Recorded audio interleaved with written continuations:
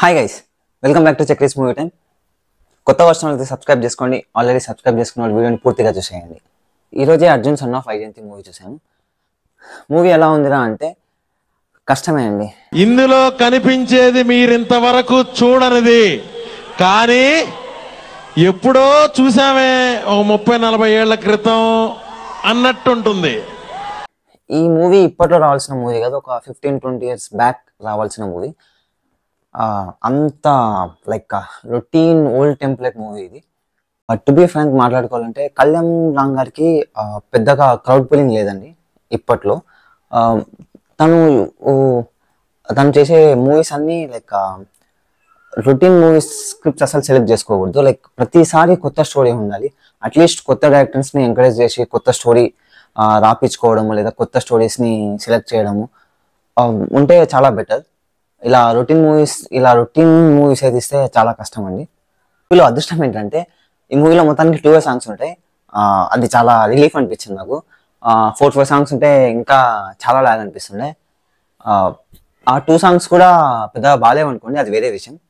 మూవీలో విజయశాంతి గారి యాక్టింగ్ అసలు సెట్ కాలేదండి. లైక్ నేనైతే ఎక్కడ కనెక్ట్ కాలేకపోయాను. తను చాలా గ్రేట్ యాక్టర్, బట్ ఎందుకో ఈ మూవీలో పెద్దగా సెట్ కాలేదు. లైక్ అండ్ విజయశాంతి గారి క్లోజ్అప్ షాట్స్ లో కూడా అసలు ఫేషియల్ ఎక్స్ప్రెషన్స్ కానీ అవన్నీ సింక్ కాదనిపిస్తుంటది. లైక్ అది అసలు సెట్ కాలేదు. మూవీలో ఒక కేక్ కటింగ్ సీన్ ఉంటుందండి. లైక్ విజయశాంతి గారి బర్త్డే అప్పుడు హీరో వెళ్ళి కేక్ కట్ చేపిస్తారు ఒక ఫైటింగ్ సీక్వెన్స్ లో. అది కొంచెం ఓవర్ అనిపించింది. అసలు అది సెట్ కాలేదండి. లైక్ అది కొంచెం చాలా క్రింజ్ అనిపించింది నాకు. మూవీలో ఒక విలన్ ఉంటాడండి. ఆ విలన్ ను లైక్ యాసిడ్ పోసి చంపేస్తుంటారు. మరి నాకు ఆ సీన్ చూసినాక డైరెక్టర్ కి యాసిడ్ ఫ్యాంటసీ ఏంటో నాకు అసలు అర్థం కాలేదు. లైక్ ఎలా ఉంటుందంటే ఆ వాడకం మీకు చెప్తే అర్థమవుతుంది. లైక్ నా ఫ్రస్ట్రేషన్ ఏంటో. ఇప్పుడు లైక్ చిన్న సీన్ చెప్తా. హీరోకి ఒక ఊరు షెల్టర్ ఇస్తారు. ఆ తర్వాత నెక్స్ట్ డే హీరో వెళ్ళిపోతాడు. ఆ తర్వాత యాజ్ యూజువల్ గా విలన్ ఆ ఊరికి వచ్చి వాళ్ళని టార్చర్ పెడుతుంటాడు. ఆ ప్రాసెస్ లో ఒకరిని యాసిడ్ పోసి చంపేయాలనుకుంటాడు. వాడేమో నోరు తెరవాడు. లైక్ విలన్ వాడు వచ్చేసి ముక్కు మూసేస్తే నోరు తెరుస్తారు అని చెప్పి ముక్కు మూసేస్తాడు. నోరు తెరిస్తే వాడికి అలా తీర్థం మూసినట్టు నోట్లో యాసిడ్ పోసి చంపేస్తారు. అసలు నాకు ఇంకా ఏమనాలో నాకు అర్థం కాలేదు. అదే అనుకుంటే ఎవర్రా ఇక్కడ హీరోకి ఎవర్రా వాడికి ఇక్కడ ఫుడ్ పెట్టారంటే ఒక లేడీ యాక్టర్ వచ్చేసి నేనే పెట్టానంటే ఆమెకి రైస్ తెప్పించి అన్నం తెప్పించి అందులో యాసిడ్ పోసి మరి తినిపిస్తారు. లైక్ అదైతే అసలు నాకు అసలు పిచ్చిలేసిపోయింది ఈ 2 సీన్స్ చూసిన తర్వాత. లైక్ విలన్స్ ని సాడిస్టిక్ గా చూపించాలంటే ఇలా యాసిడ్ పోసాను, గొంతు కోసాను, రేపులు చేస్తున్నాను కాదు.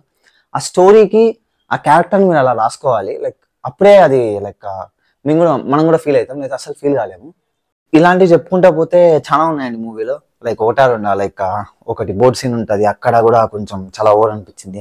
అండ్ క్లైమాక్స్ ఫైట్ లో కూడా ఆ ఎమోషను, మదర్ ఎమోషను, ఇంకా హీరో ఫైటింగ్ కానీ అదంతా నెక్స్ట్ లెవెల్ ఉంటుంది. చెప్తున్నానండి, ఇది ఇప్పుడు వచ్చే మూవీ కాదు. ఇది పక్క 15 years బ్యాక్ వచ్చింటే మాత్రం ఖచ్చితంగా ఎంజాయ్ చేసేవాళ్ళం.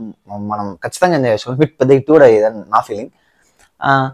ఇంకా మెయిన్ విలన్ ఉంటాడండి మూవీలో. లైక్ పఠాన్ అంటుంటారు. లైక్ వాడి పేరేంటనే భయపడుతుంటాడు. మూవీలో పెద్దగా ఏమైనా చూపిస్తారా విలన్ది అంటే అదేముండదండి. స్టార్టింగ్ లో ఒక ఫైట్ చూపిస్తారు విలన్ది. ఇంకా అంతకుమించి ఎక్కడ ఉండదు. లైక్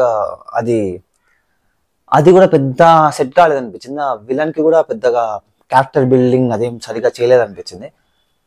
ఇలా అని చెప్పుకుంటూ పోతే ఇంకా మొత్తం ఇది మూవీ స్పాయిలర్ రివ్యూ అయిపోతుంది. ఇది అండి మూవీ రివ్యూ.